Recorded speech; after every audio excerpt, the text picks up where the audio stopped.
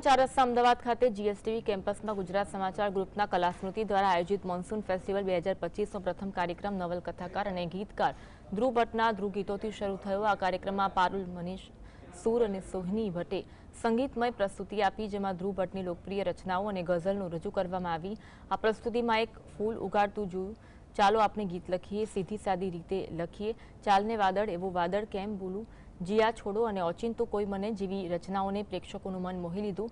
આ સંગીતમય કાર્યક્રમે ઉપસ્થિત પ્રેક્ષકોને ખૂબ આનંદ માણ્યો અને ઉત્સાહપૂર્વક પ્રતિસાદ મળ્યો। આપણે ભારતીયો આમે ઉત્સવપ્રિય માણસો છીએ, આપણે દરેક વસ્તુને માણી શકીએ છીએ। એવી જ રીતે અત્યારે આપણે માણી રહ્યા છીએ મોન્સૂન ફેસ્ટિવલ।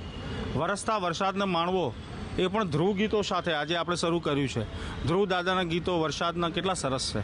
આ સિવાય પણ ગુજરાતી સાહિત્યમાં વરસાદ વિશે ઘણું લખાયું છે।